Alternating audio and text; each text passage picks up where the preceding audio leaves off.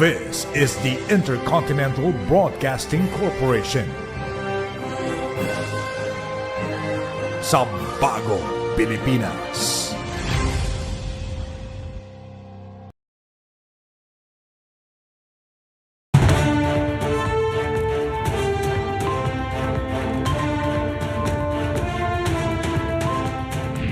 We are behindly supporting this impeachment complaint because the whole country have seen the evidences.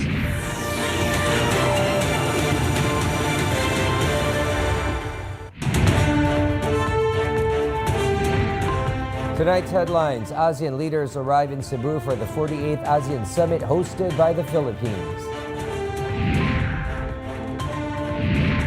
President Ferdinand Marcos Jr. leads a situation briefing with key agencies for coordinated and swift response efforts for Mayon-affected areas. Way to go, Alex! The Filipina star scored her first win at the Italian Open, defeating a Polish opponent. And Beanie at Senate. Senators honored the P-pop sensation following their historic Coachella performance. All these and more, here on 13 News. Good evening, I am William Thio. We are bringing you the day's top stories that shape the country. Straightforward, clear, and concise. I'm Angela C. Under one flag with three mandates: to inform, explain, and empower the nation. This is 13 News.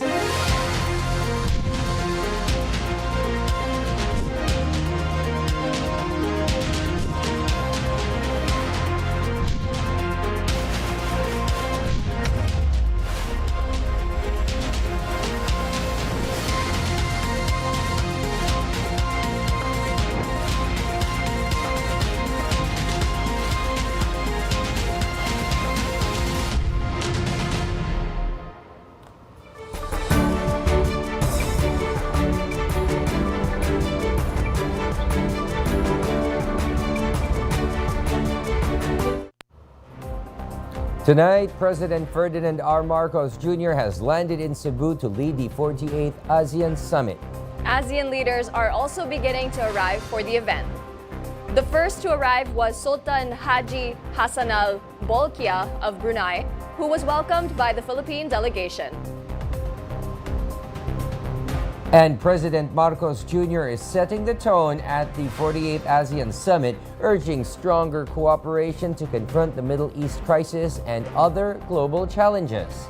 Energy, food security, and the welfare of ASEAN nationals headline this year's summit agenda in Cebu. IBC News correspondent Harley Valbuena is on the ground to give us the latest. Harley, what's happening there right now? William, Angela, President Ferdinand R. Marcos Jr. has just landed here at Mactan Benito Ebuen Air Base in Cebu this evening to lead the 48th ASEAN Summit and related meetings. President Ferdinand R. Marcos Jr. will call for stronger cooperation among ASEAN nations in addressing the severe impact of the Middle East crisis on the region. The President said productive dialogues with member states are expected amid pressing regional and global challenges. At this summit, I will lead discussions on how the region can bolster regional preparedness, ensure stable energy supply, and accelerate energy diversification to reduce vulnerability to external shocks, including those stemming from the conflict in the Middle East. The chief executive underscored three priorities on the summit's agenda: energy security, food security, and the protection of ASEAN nationals worldwide. Meanwhile, the Department of Foreign Affairs confirmed that the ASEAN leaders will issue a joint statement on the Middle East conflict. The main purpose really here is for all the member states, ASEAN, to be able to come up with measures that will help us respond not only to the current situation now, but also to other future crises. We underscore that the only way forward is for ASEAN to remain united, coalescing as a force for good in the region, with ASEAN centrality as our guiding principle. Talks on crafting a code of conduct in the South China Sea will also be tackled, though no agreements are expected at this time. All ASEAN leaders are confirmed to attend the 48th summit except Myanmar, which will be represented by its Foreign Affairs Permanent Secretary. This gathering also marks Timor-Leste's first participation as a full-fledged ASEAN member. William, Angela, other ASEAN state leaders are expected to begin arriving here in Cebu starting tomorrow, with the 48th ASEAN Summit's opening ceremony set for Friday, May 8th. Back to you in the studio. Thank you for the report, Harley Valbuena, live from Cebu. Cebu once again takes the spotlight as the Philippines host the 48th ASEAN Summit. And with history on its side, the city is set to play a pivotal role in shaping the region's future. Jinky Bategados has more. Cebu is once again set to become the center of key regional discussions as the Philippines prepares to host the 48th ASEAN Summit on May 8th. Let's take a look back at Cebu's significant role in ASEAN history after the Cebu Declaration was signed here in 2007, laying the foundation for the ASEAN community. According to National Organizing Council Director General Maria Helen de la Vega, the declaration emphasized three key pillars of ASEAN: economic, security, and socio-cultural cooperation. This led to the establishment of the ASEAN Economic Community, ASEAN Political Security Community, and ASEAN Socio-Cultural Community, guiding stronger regional integration. De la Vega also highlighted that the Philippines pushed for the third pillar, socio-cultural, to protect the welfare of Filipino workers and other Asian nationals. Our government agencies coordinating the three ASEAN pillars of cooperation in the Philippines are working hard to achieve the strategic priorities during our chairship of the three Ps, of peace and security anchors, of prosperity corridors, and people empowerment. In the upcoming summit, ASEAN leaders will discuss key issues including energy security, food security, and the safety of ASEAN nationals amid tensions in the Middle East. Jinky Baticados, IBC News. Amid the unrest of Mayon volcano, President Ferdinand Marcos Jr. led the situation briefing with key agencies for coordinated response efforts in Albay. The chief executive assessed the situation with concerned agencies and government officials to implement joint assistance in the province. Earlier this week, relief distributions, medical services, and other necessary support operations were rolled out, along with continuous debris clearing within the danger zone. Malacanang assures ongoing monitoring and post-disaster assessment are also being conducted. And as of tonight, nearly 200,000 affected residents have been evacuated by the Philippine Coast Guard. Aside from evacuation efforts, the PCG has also provided 2 water purification or desalinization units to Ginobatan and Camalig. Mayon remains under Alert Level 3, emitting around 2,184 tons of sulfur dioxide flux while exhibiting intense volcanic activity. President Marcos Jr. had a packed schedule today before his ASEAN engagements. He also led the rollout of financial support for barangays in Pasay. The aid covers scholarships, community projects, and rice for thousands of residents, aimed at easing burdens and strengthening local support. More details from IBC News correspondent Eugene Fernandez.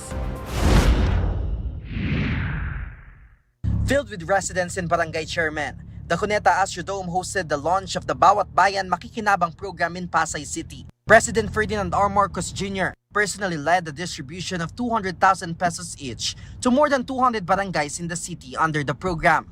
Of the total amount, 100,000 pesos will be allocated for scholarship grants, with 5 scholars per barangay will each receive 20,000 pesos. The remaining 100,000 pesos may be used for their respective community projects.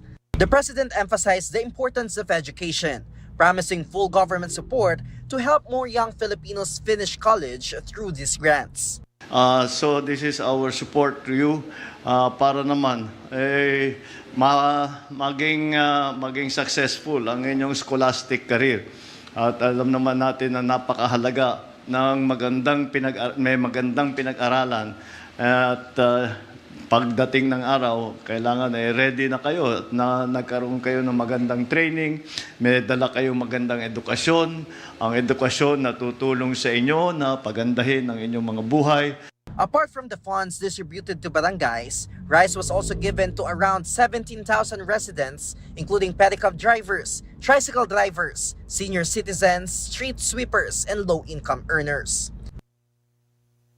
The government hopes that through programs like this, the burden on low-income families will be eased while empowering barangays to better address the needs of Filipinos. Eugene Fernandez, IBC News.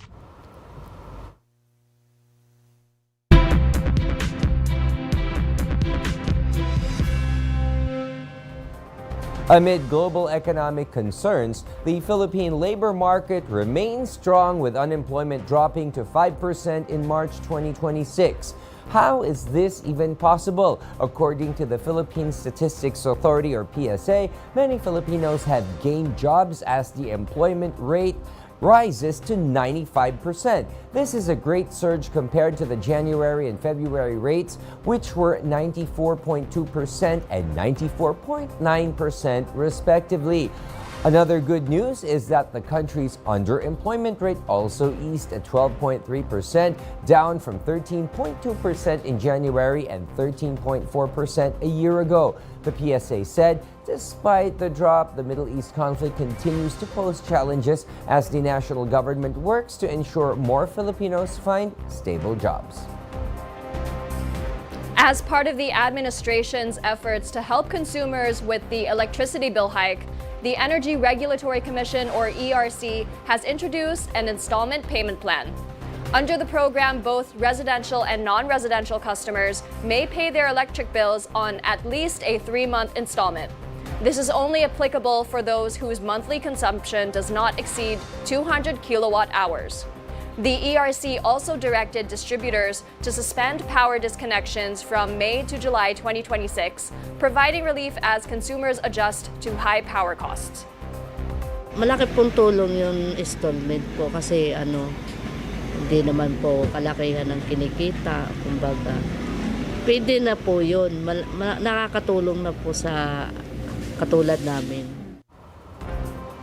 Meanwhile, despite the suspension of fuel excise taxes, the Bureau of Customs has posted its highest April collection in history, hitting 86.4 billion pesos. How high is this? It surpasses the BOC's target April goal of 78.6 billion pesos by nearly 10%, which resulted a 7.8 billion pesos surplus. The result? The agency recorded its highest total collections record, reaching over 325 billion pesos from the first quarter this year.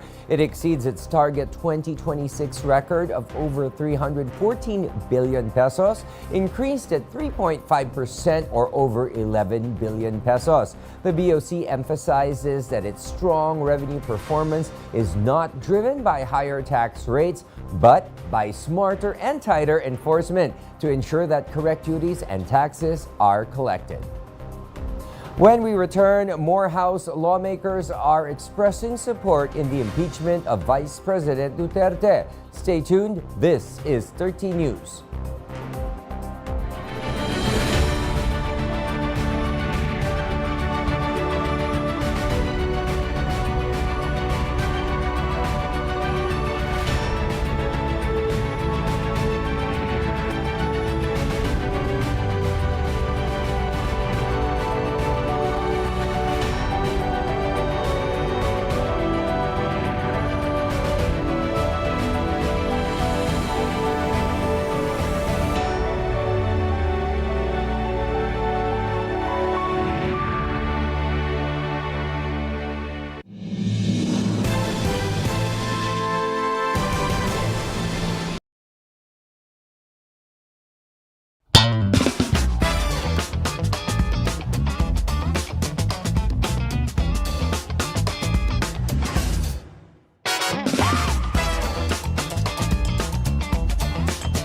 Flavors worth craving. Stories made to inspire. Restaurant every Friday at 4 p.m. on IBC 13.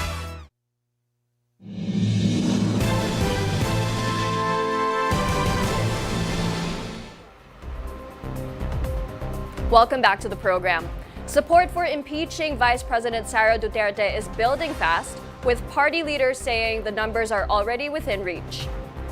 Estimates now place backing at up to 180 lawmakers, well beyond the threshold needed to push the complaint forward. IBC House correspondent Earl Tobias reports. Any objection? Hearing none, the motion is approved. The Secretary General is so directed. The House plenary has ordered the copies of the Justice Committee report containing the articles of impeachment against Vice President Sara Duterte be distributed to all members of the House of Representatives. This gives lawmakers 4 days to review the report before the scheduled vote on May 11. But according to National Unity Party Chairperson and Deputy Speaker Ronaldo Puno, it is no longer a question whether the required 106 votes will be reached to approve the impeachment complaint. He said more than 30 members of their party alone are already prepared to vote in favor of impeaching the Vice President. From this, he estimates that support could reach as high as 180 lawmakers. Kung ipagsama mo yung boto ng lakas lang at ng 55 na bumoto sa committee, you will already get your 106. Di ba? So, what are the odds? Kung pumupusta ka sa karera ng kabayo, panalo na siguro itong kabayong ito. Lakas CMD BARM Chairperson Zia Alonto Adyong also reaffirmed that even at this stage, support for the impeachment case could already reach 180 votes. Lakas CMD is currently the largest political party in the House, with 69 members. From that, Adyong said more than 60 lawmakers from their party are backing the articles of impeachment. We are behindly supporting this impeachment complaint because the whole country have seen the evidences. Both Representatives Puno and Adyong clarified that their parties maintain a position of allowing members to vote freely depending on their own assessment of the evidence, while some lawmakers from the House minority stated that there is no basis to oppose the impeachment case against the Vice President. Justice Committee Chairperson Jinky Luisro confirmed that a vote is targeted to take place on Monday, May 11. The Vice President, however, said it is unfair that her family members are being dragged into the issue amid the height of the impeachment controversy. For their part, allies including De Lima denied such claims, saying they are only following the truth and the evidence. Meanwhile, during today's plenary session, former House Speaker Martin Romualdez was personally present. He was seen greeting House personnel and colleagues on the plenary floor. Earl Tobias, IBC News. Senators Ping Lacson and Rodante Marcoleta once again traded barbs over the flood control scandal. Lacson pressed on who he believes is behind the massive corruption, released the Senate Blue Ribbon Committee's progress report after months of investigation. His presentation named several colleagues, former and current lawmakers, as well as ex-DPWH officials recommended for case buildup, though he clarified some names could still be removed. Marcoleta in turn took a swipe at Lacson during his speech, saying he once admired him.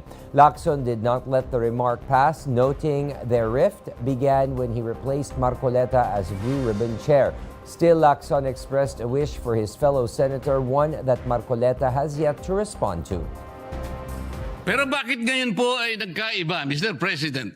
Parang yung pedestal na aking hinangaan, yung alamat na nandoon, unti-unting gumuho. Nalulungkot po ako at nangyari yun, Mr. President. Ang sagot ko lang, hindi naman ako nagbago. At hindi naman ako kailanman magbabago. Ang nagbago si Senator Marcoleta kasi nawala siya sa hulog. Hindi na siya in sync with reality. Maging BFF uli kami na totoong BFF.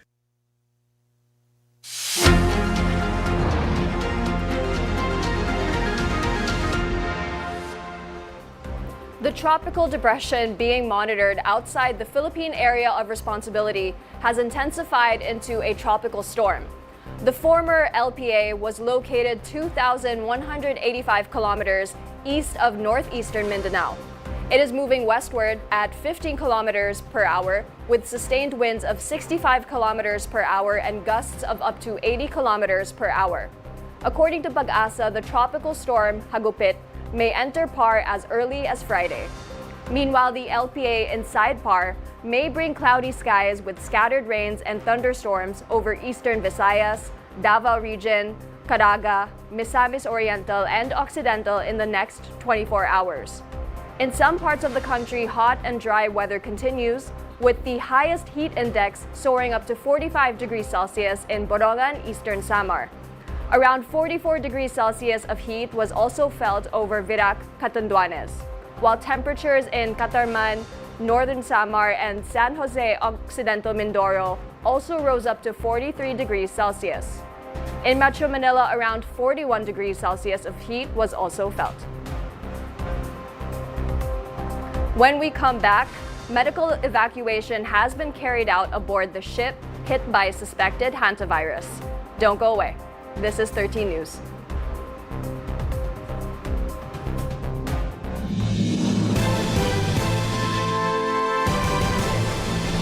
Balitang nakala. Mamulat ng kanyang mga si Presidente at si Binantayan.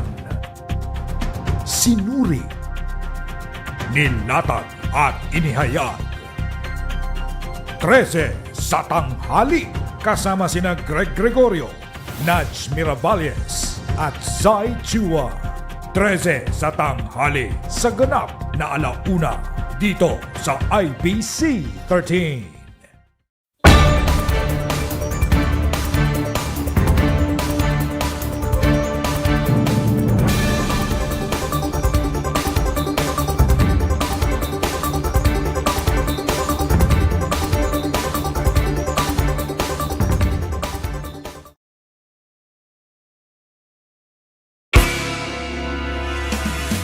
Pangarap mong maging milyonaryo? Sa PCSO Lotto, magkakatotoo. Mas pinasaya, mas pinabongga, mas pinalaki ang mga jackpot prizes. Araw-araw ang bola, kaya more chances of winning sa PCSO Lottery Draws. Lunes hanggang Linggo, tuwing 2 p.m., 5 p.m., and 9 p.m. Bagong Pilipinas. Mahalaga ang kapakanan ng bawat isa. Lahat ng aspeto ng lipunan pinagtutuunan ng pansin ng pamahalaan at ni Pangulong Ferdinand R. Marcos Jr. Bagong Pilipinas, PBBM, Lingkod ng Bayan. Tuwing Linggo, alas 8:30 ng umaga.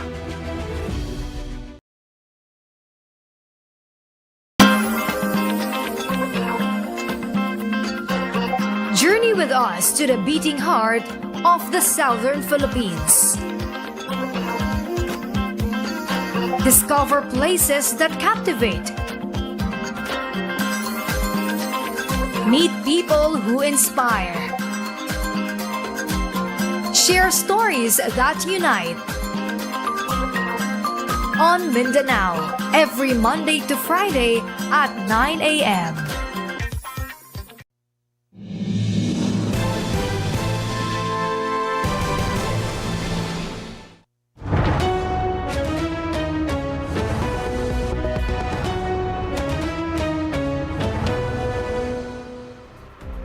In news abroad, 3 passengers aboard the MV Hondias have been medically evacuated following a suspected hantavirus outbreak. This comes as Spain has granted the cruise ship to dock in Canary Islands. Although the Spanish ministry said it is unable to receive all 147 crew and passengers and may only assist those requiring urgent medical care. Meanwhile, health officials have also confirmed that an Andes strain has been identified in one of the passengers. The Andes strain is a type of hantavirus that can be spread from human to human. The health ministry said it is already conducting contact tracing among 62 identified contacts. Troops from the United States, Australia, Japan, and the Philippines observed the Joint Task Force maritime strike today. Together with Defense Secretary Gilberto Chodoro Jr., Japanese Defense Minister Shinjiro Koizumi personally witnessed the live exercise of Japan's Type 88 surface-to-ship missile system in Ilocos Norte. It showcased its defense capabilities to deter maritime threats.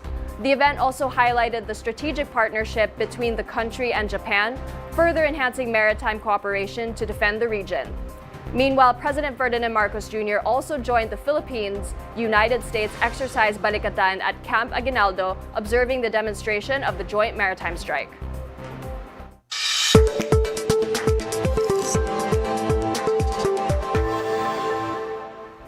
After their historic campaign in Los Angeles, P-pop sensation BINI appeared before the Senate earlier today. The 8-member group personally received a copy of Resolution Number 370, sponsored by Senator Bam Aquino, which recognizes the excellence of Filipino artists in the global arena. This as BINI became the first Filipino act to perform at Coachella Valley Music and Arts Festival last April. The resolution underscored their landmark performances at one of the most prestigious and high-grossing music festivals in the world.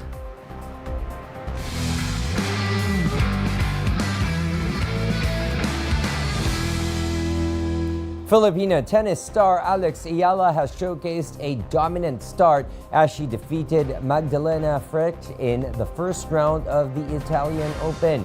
The world number 42 Filipino player secured the victory with a score of 6-0, 3-6, 6-4 in the round of 128 match against the world number 45 Poland player. Ayala is now preparing for the round of 64 match tomorrow against world number 33 Xinyu Wang of China. And in the world of weightlifting, young Filipino athlete Albert De Los Santos secures the gold medal at the IWF World Junior Championships. The 19-year-old athlete lifted 175 kilograms in the clean and jerk, then jumping at 12 kilograms and 17 kilograms, securing a new junior world record at the 71 kilogram session with a score of 139, 187, 326. De Los Santos is aiming to be part of the Asian Games and the Senior World Championships in Japan and China as he is training under Julius Naranjo, the husband of Olympic gold medalist Heidelin Diaz. Another sporting event has to be seen as the Philippines is set to host the 2026 Karate 1 Youth League. The event is presented by the Philippine Sports Commission, featuring more than 1,000 karatekas from 58 countries, led by the World Karate Federation. The Philippines is preparing its 201 athletes as the Youth Championships will be held at the Mall of Asia Arena in Pasay City from May 14 to 17. Here are the results of the 9 p.m. draws from the PCSO. For the Mega Lotto 645, the winning numbers are 1, 3, 24, 18, 11, and 10 with a jackpot price of 15 million pesos. For the Grand Lotto 655, the winning combination is 5, 40, 27, 24, 55, and 22 with a jackpot price of 85,767,922 pesos and 62 centavos. For the 4D Lotto, the winning combination in exact order is 0, 9, 2, and 6. For the 3D Lotto, the winning numbers are 2, 7, and 6. And finally, for the 2D Lotto draw, the winning numbers are 6 and 3. There is one winner for the Mega Lotto 645 and no winner for the Grand Lotto 655.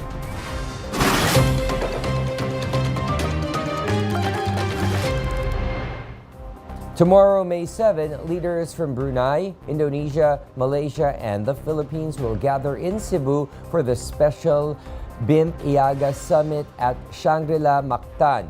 The following day, May 8, the 48th ASEAN Summit officially opens at the newly built Mactan Expo in Lapu-Lapu City. Stay tuned here at IBC 13 for the latest update on the ASEAN. Also tomorrow, the Bureau of Customs will hold a public auction of 6 luxury vehicles through sealed bidding. According to the BOC, for those interested, registration for qualified bidders closes at 8 a.m. And those were the latest from the IBC Newsroom this evening. We'll continue to monitor the stories that matter and bring you updates as they develop. I'm Angela C. And I'm William Thio. This is 13 News. Good night, everyone.